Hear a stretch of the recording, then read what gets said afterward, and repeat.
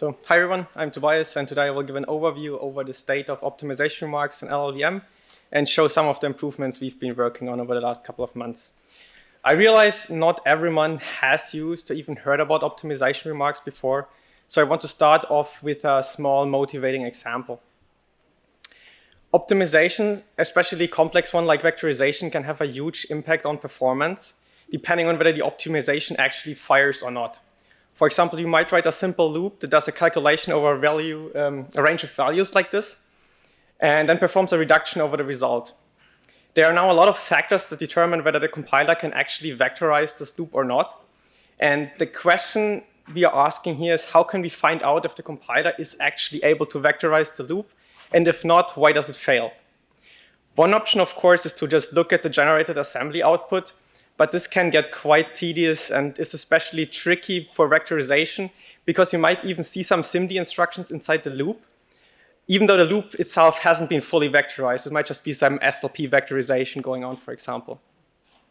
So we need a better tool to do this job. And that's where optimization remarks come in. Using optimization remarks, the compiler can tell us directly whether certain optimizations fired or not. For example, if the reduction is computing a sum over floating point values, remarks can tell us that we need to allow reordering of floating point operations for the loop to get vectorized.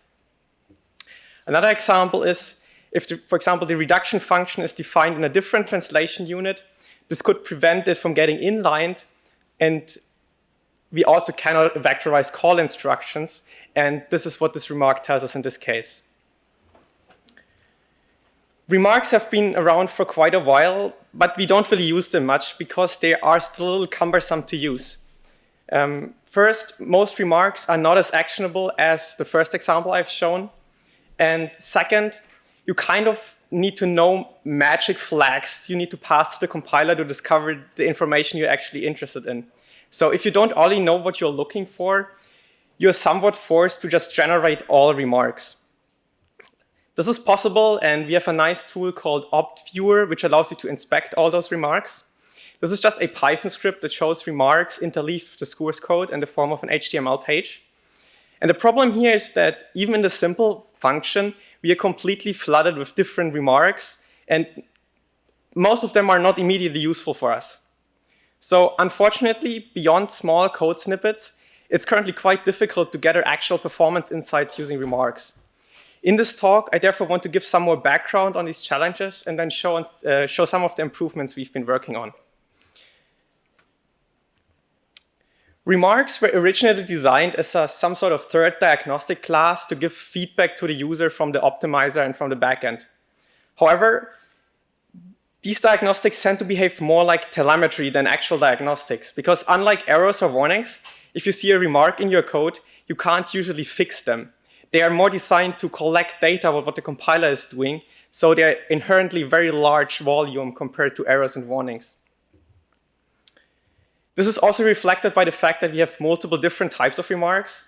So there are past remarks, which means that an optimization got applied. There are missed remarks, which means an optimization opportunity was not taken, for example, because it would be incorrect or unsafe in certain cases. And these missed remarks are usually the closest remarks we have to actionable diagnostics, similar to warnings about performance issues. And then the third class is analysis remarks. This is essentially everything else. For example, the reasons a loop wasn't vectorized, the certain heuristic decisions that are made, and various statistics that the compiler wants to tell us. Another part of the challenge is that remarks try to cater to two different use cases that kind of clash with each other. On one hand, we want to present remarks as this teaching tool to bridge the gap between the user, what the user intended, and what the optimizer can actually do with your code. And for this, we need very low noise and actionable remarks about the missed optimization opportunities in our code.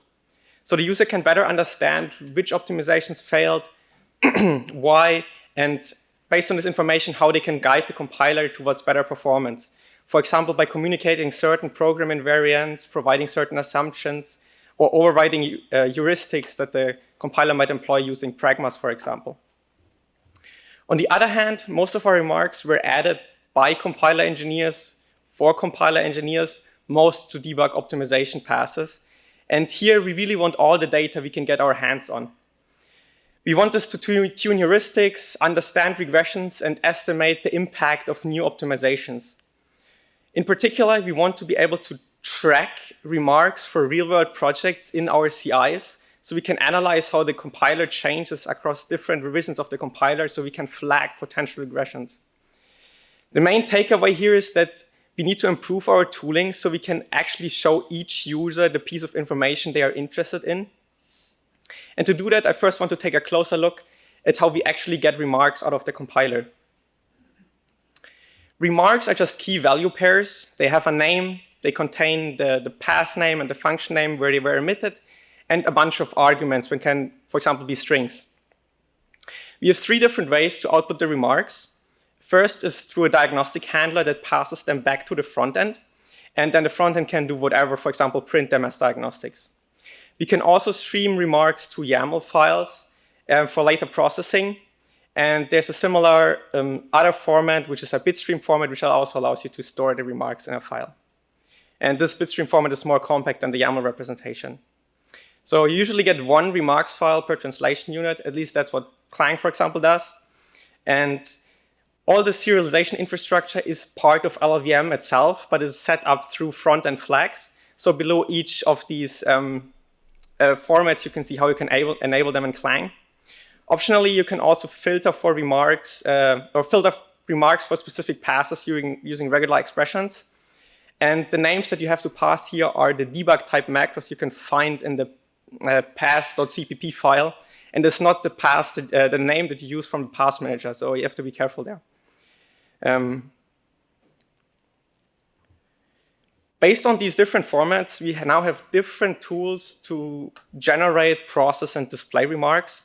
I don't want to go into detail on every single one, but I want to make people aware of the tools that are already out there, so we don't end up reinventing the wheel a lot. So from the generation side, you can generate remarks from Clang, MLIR, Swift, I think Rust as well, and others. MLIR and Swift are a little bit special because they can also output remarks for their own passes, not just enable the existing LLVM optimization remarks. And I would say the most mature LLVM remarks you're mostly likely going to deal with are the vectorization remarks, inlining remarks, and unrolling remarks. Those have some very nice diagnostics in my experience so far. Then for processing, serialization, and parsing of remarks, this is all primarily based on the remarks C++ library, which is just part of the core LLVM library. But this library also has some C bindings. Then there's tools that are based on top of this library. The main one is called LLVM remark util. This is multiple subcommands for format conversion, aggregation, and others. And then for Mac O binaries only, you can also use a tool called dsym-util. When you combine the debug information for your program, you can also use that to combine the remarks from multiple translation unit into a single file. But this is, as I said, Mac O only. Then there's optstats.py, which can be used to count the most common remarks, and opdiff.py, which you can use to compare remark files between 2 different versions. And this just shows you which remarks were added and removed between those remarks files. The important thing here is that those Python tools currently only work with YAML remarks. And the same thing is true for the optviewer.py display tool, which I showed earlier. But you can, of course, also display the remarks shown by Clang or optviewer, as mentioned. And there's also some other tools. For example, there's a tool called CLI tool called LLVM opt_report, which is a more specialized version of optviewer, which only shows inlining, vectorization, unrolling remarks in a more compact form, and is written in C++. So this one supports bitstream remarks as well. And then there's Compiler Explorer, which also has a tool to view optimization remarks in the on the website, which is based on the YAML remarks. So most of the tools have grown separately over the years, so there's a bit of fragmentation going on currently.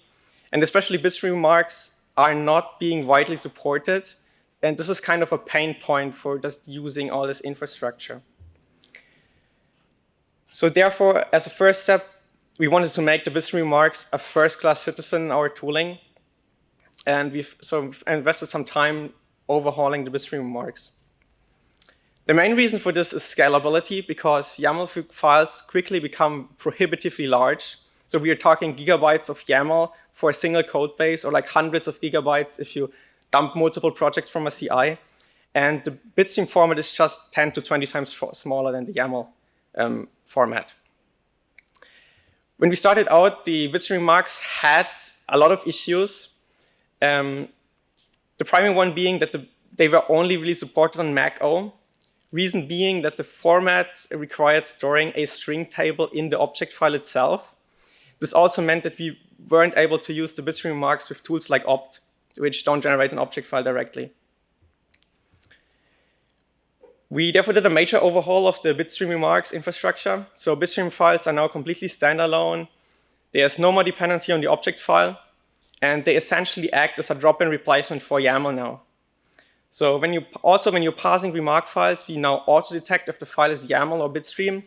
So it's just a lot easier to use now. The bitstream files also are now about 40% smaller, and we also can embed larger binary blobs, or we can embed large binary blobs, which wasn't possible before, which you can, for example, use to store LLVM bitcode in a remark, for example, to extract a reproducer from a certain path.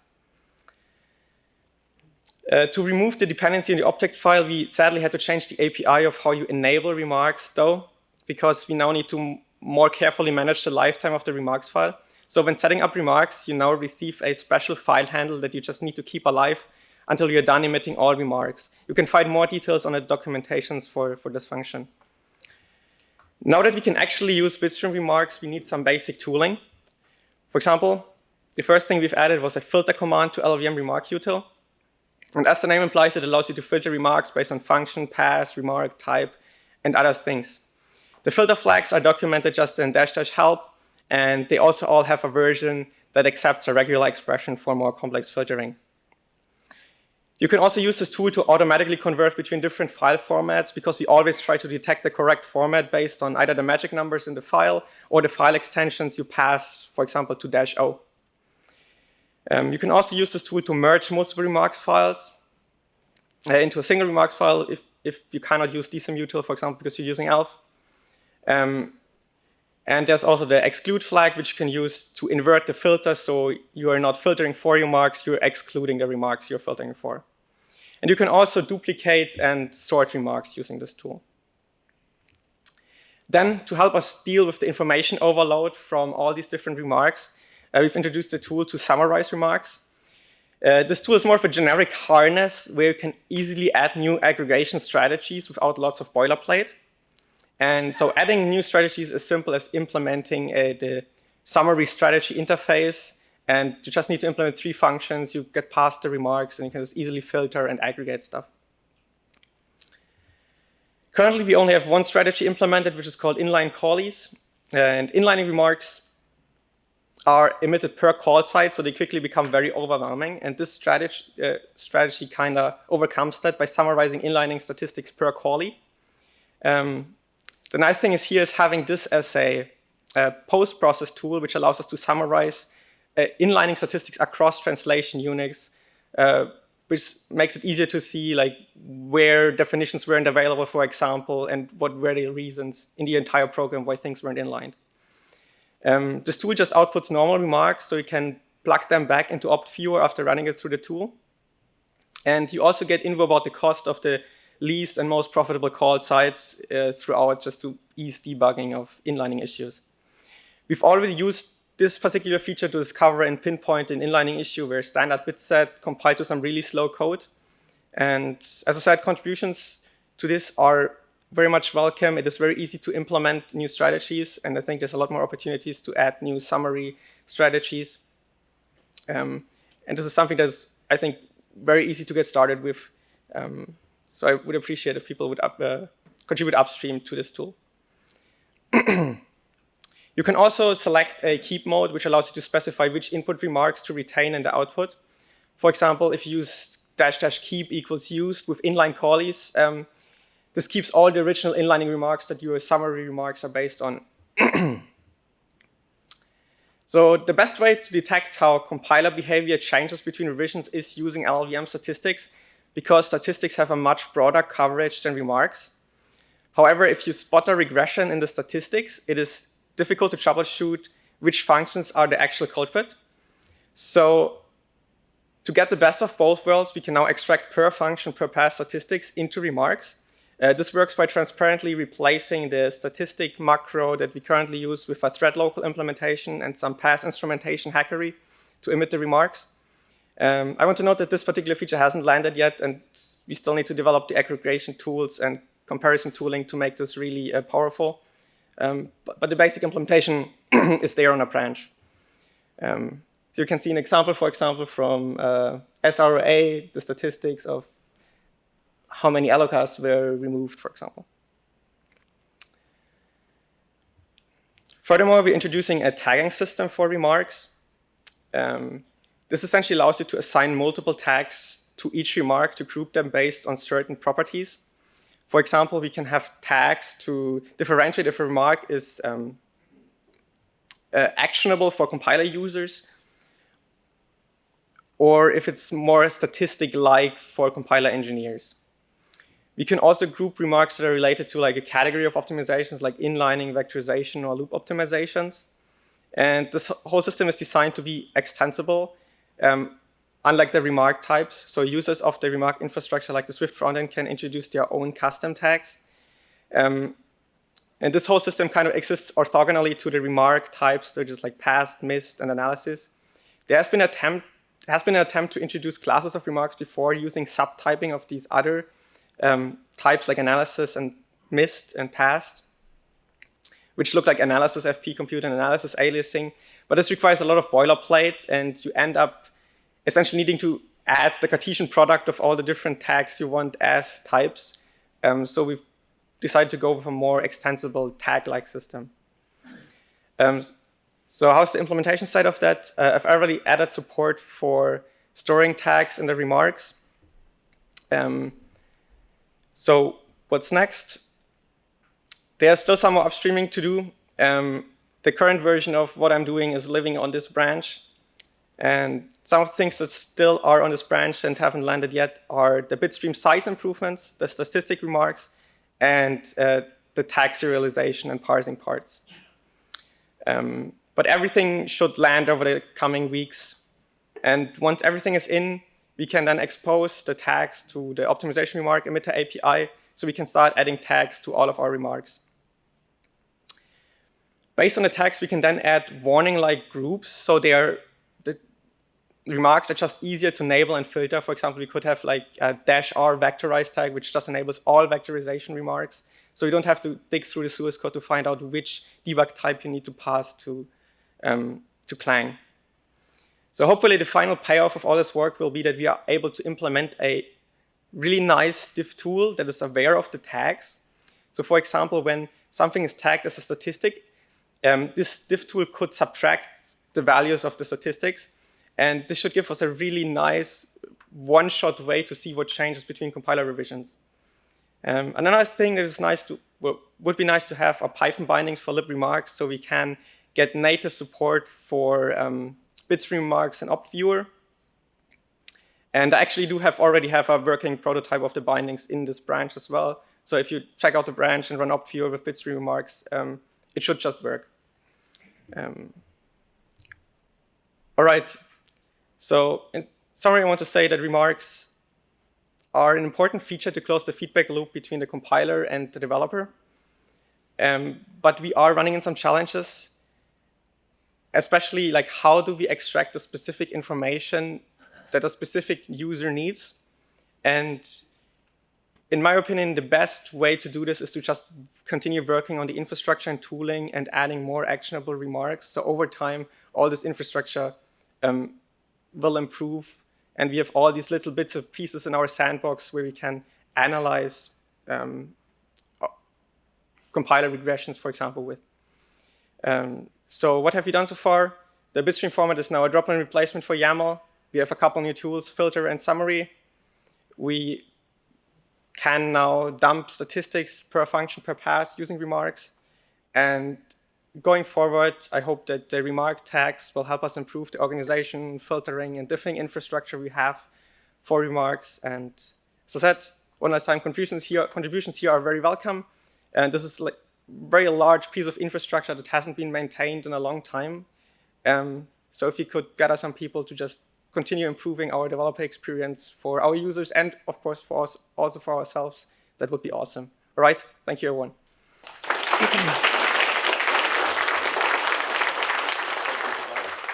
We have 5 minutes for questions.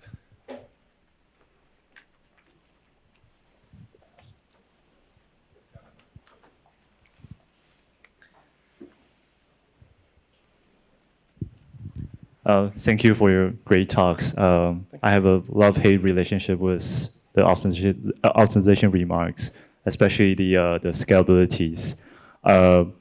One thing it would be nice is the Python binding actually in the last pages, because a lot of time we want custom logics. We want to process. I mean, opviewers.py is nice, but I think a lot of people here, we don't work on the machine with GUI. So moving the web page around will be a pain in the neck. So if we can use a Python binding in our own script to read it and display the whatever format we have, will be really nice. Yes, yeah, that's of course, like, that's the way it is implemented. It's just like a remarks.py file, which is in the opt_viewer folder. If you check out the branch, you can start playing with it. But you just import remarks, and then you just load a file, and it will automatically detect the file format, and it should just work. So this is even a bigger reason, as you say, than just getting opt_viewer to work, is to be able to write your own Python scripts to aggregate stuff, because that is very tedious to do in C++ because you have to deal with strings. Well, yeah. Another solution will be allow plugin infrastructures, right? Like we have plugins here and there. Why not another one? That will be a C++ solution, but yeah, Python will be easier. And the making the bitstream the first class citizen definitely helps, because I don't want to deal with libyaml. I don't want to. Yes. All right, thank you. Hey, so I was wondering, do you think it would be possible to filter based on profiles? Because I imagine most people are most interested in remarks in the hot part of the code.